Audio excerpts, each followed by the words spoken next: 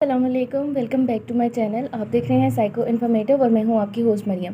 Viewers, आज हम बात करेंगे पार्ट 2 के बारे में। यानी कि मैं पहले वीडियो बना चुकी हूं 20 famous founder and their working. यानी कि हम देख चुके हैं कि पहले मैंने आपको एक अपनी लास्ट वीडियो में, यानी कि जो वीडियो इसका पहला पार्ट थी, उसमें मैंने आपको बताया था कि कौन सा काम किसने किया है और उस किस चीज़ का फाउंडर कौन है। तो आज हम इसके सेकेंड पार्ट के ऊपर बात करेंगे। सबसे पहले जी हमारे पास आते हैं the model of 8 type of learning was design by गैनी। यानी कि 8 टाइप ऑफ लर्निंग का जो मॉडल था वो डिज़ाइन किया था गैनी ने। यानी कि इनके साथ इसका नाम एसोसिएट किया जाता है और गैनी फाउंडर है मॉडल ऑफ लर्निंग के।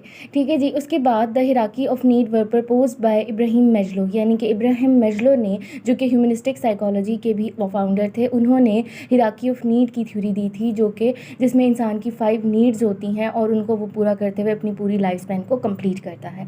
अच्छा जी, नेक्स्ट हमारे पास है the Pioneer of identifying individual differences was French Galton. French Galton ने जी ये बात सबके सामने पेश की थी कि इंसान की जो पर्सनैलिटीज़ हैं, हर इंसान दूसरे इंसान से मुख्तलिफ है।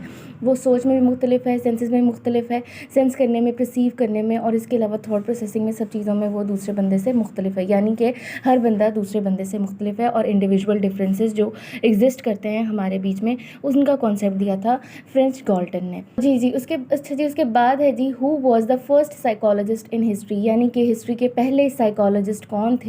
वो एरिस्टोटल थे, यानी अरस्तु थे, जो कि एक फ़िलासफ़र थे, ग्रीक फ़िलासफ़र थे। इनके ऊपर भी मैं वीडियो बना चुकी हूँ, आपको मेरे चैनल में इसका वो मिल जाएगी, वीडियो मिल जाएगी। नेक्स्ट हमारे पास है जी founder of psycho social development stages was Erik Erikson. Erik Erikson ने हमें 8 स्टेजेस थ्योरी दी थी, जिसमें बताया गया था कि इंसान की जो साइको सोशल डेवलपमेंट होती है वो 3 स्टेज 8 स्टेजेस से गुजर कर होती है। इनमें डिफरेंट स्टेजेस हैं, जिसमें स्टेप बाय स्टेप वो बताते हैं कि इसमें कौन सा वर्च्यू कहाँ पे डेवलप होता है और इसके अंदर किस तरह की हमारे अंदर फंक्शनिंग और थॉट प्रोसेसिंग डेवलप होती है। ठीक है जी। उसके बाद है experiment on learning by insight पर परफॉर्म बाय कोहलर। कोहलर जो थे, इन्होंने किया था लर्निंग के ऊपर एक्सपेरिमेंट किया था कि इंसाइट से, यानी किसी चीज़ के बारे में मालूम होना, किस तरह हमारी लर्निंग को वो करता है, मॉडिफाई करता है, कि हमारी लर्निंग के बारे में बताता है। तो इन्होंने एक्सपेरिमेंट परफॉर्म किया था लर्निंग को बाय इंसाइट्स, यानी कि इंसाइट के ज़रिए किस तरह लर्निंग होती है। ठीक है जी। उसके बाद है हमारे पास concrete experience and formal thinking development was given by Jean पियाजे। यानी कि जीन पियाजे ने कॉन्क्रीट थिंकिंग का, फॉर्मल थिंकिंग का, एब्स्ट्रैक्ट थिंकिंग का, ये तीनों आइडियाज़ जो थे वो जीन पियाजे ने दिए थे अपनी कॉग्निटिव थ्योरी में। तो इनको इसलिए भी जाना जाता है और इनका काम बहुत जाना पहचाना जाता है कॉग्निटिव साइकोलॉजी में। उसके बाद जी the theory of self actualisation and self identity was presented by Maslow. Ibrahim Maslow ने जो थे, उन्होंने सेल्फ एक्चुअलाइजेशन का कॉन्सेप्ट दिया था, जो कि साइकोलॉजी में बहुत न्यू कॉन्सेप्ट था कि सेल्फ एक्चुअलाइजेशन क्या है। कि ऐसी स्टेज इंसान की जहाँ पे इंसान के लिए सब कुछ जो होता है वो ह्यूमैनिटी होती है, यानी कि वो हर बंदे के लिए हेल्प के लिए काम करता है, उसकी पर्सनल जो नीड्स होती हैं वो ख़त्म हो जाती हैं। ठीक है, यानी कि हम खुद शनासी पर इसमें पहुँच जाते हैं। उसके बाद जी सेल्फ आइडेंटिटी भी इन्होंने ही बताई थी कि इंसान को अपनी कैसे पहचान होती है, यानी कि हम अपने सेल्फ को किस तरह आइडेंटिफाई कर सकते हैं। ये भी जी मैस्लो का ही कंट्रीब्यूशन है और मैस्लो ने ही इस पर काम किया हुआ है। नेक्स्ट जी हमारे पास हैं trial and error theory was presented by Thorndike. Thorndike ने ये बात बताई थी कि बच्चा जो होता है या कोई भी और जो भी हमारे पास ह्यूमन है, वो सबसे पहले ट्राई करता है, उसके बाद उसमें एरर डेवलप होता है और वो अपने एरर से ही सीखता है। यानी कि ट्राई और उसके बाद आप प्रैक्टिस कर लेते हैं और आप उस चीज़ में एक्सपर्ट हो जाते हैं। यानी कि ट्रायल एरर थ्योरी जो थी वो थॉर्नडिक ने प्रेजेंट की थी। अच्छा जी, नेक्स्ट हमारे पास है अब है cognitive learning theory was proposed bye burner. Cognitive learning theory, यानी कि लर्निंग के दौरान हमारी कॉग्निशन किस तरह वर्क करती है, इसकी थ्योरी प्रपोज की थी बर्नर ने।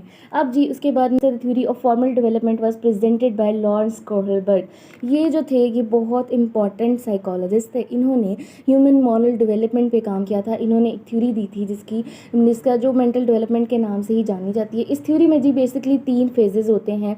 कन्वेंशनल फेज, सबसे पहले प्री कन्वेंशनल, फिर कन्वेंशनल और पोस्ट कन्वेंशनल, और इन 3 दो स्टेजेस हैं, यानी कि फर्दर इनके अंदर 2 दो स्टेजेस हैं। तो बेसिकली ये थ्योरी जो है वो 6 स्टेजेस थ्योरी है। इसमें बताया गया कि किस तरह हमारे अंदर मॉरल डेवलपमेंट होती है, हमारे अंदर इखलाकियात किस तरह से डेवलप होती हैं।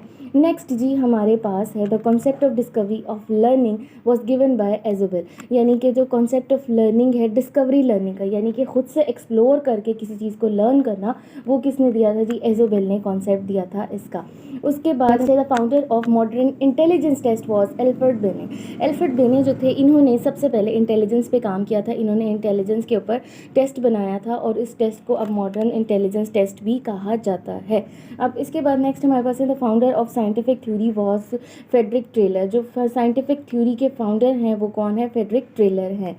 अब इसके बाद है हमारे पास founder of operational management theory was proposed by Henri Fayol, यानी कि ये सारी चीज़ें मैनेजमेंट और हमारी कॉग्निटिव स्किल्स से रिलेट करती हैं, तो इनके ऊपर अब हम बात करें। पहला भी मैं आपको बता चुकी हूँ, जो साइंटिफिक थ्योरी थी वो किन्होंने दी थी? फ्रेडरिक टेलर ने। और जो अब ये हैं इन्होंने मैनेजमेंट थ्योरी दी थी, operational management theory Henry foil ने दी थी। ठीक है जी। उसके बाद हम थोड़ी बात करते हैं एजुकेशनल साइकोलॉजी की। एजुकेशनल साइकोलॉजी में सबसे पहले जी the model of behaviour objective of curriculum evaluation was presented by Tyler. Tyler ने जो इस कॉन्सेप्ट दिया था कि हमारा बिहेवियर ऑब्जेक्टिव्स का मॉडल दिया था कि किस तरह हम बिहेवियर ऑब्जेक्टिव्स के ऊपर काम कर कर करिकुलम की एवेल्युएशन कर सकते हैं, या किसी भी किस्म का जो हम सिलेबस टीच करते हैं या एजुकेशन में देते हैं तो उसका हम किस तरह से इवेल्युएट कर सकते हैं बिहेवियर मॉडल से। अच्छा जी, लास्ट वन हमारे पास है who said the curriculum is written plan, यानी कि करिकुलम को रिटन प्लान में किसने कन्वर्ट किया था? तो इन्होंने, ये 3 लोगों का काम था जी, स्मिथ, स्टैनल एंड शोर। ये जी एजुकेशनल साइकोलॉजी का एक क्वेश्चन है, यानी कि एजुकेशनल साइकोलॉजी में आपको करिकुलम के बारे में या रिटन प्लान के बारे में जब भी आएगा तो आप इन तीनों को नहीं भूलेंगे, यानी स्मिथ, स्टैनल एंड शोर। तो ये थी मेरी आज की वीडियो। अपना बहुत बहुत ख्याल रखिएगा। टेक केयर एंड अल्लाह हाफिज़।